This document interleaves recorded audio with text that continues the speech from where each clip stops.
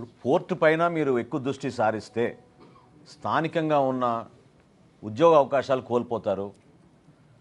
అక్కడ ఉన్న హమాలీస్ వాళ్ళు ఇబ్బంది పడతారు.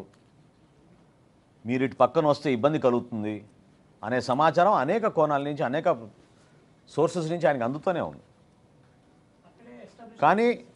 కానీ మీరు అర్థం చేసుకోవాల్సింది ఏంటంటే వేచి చూశారు.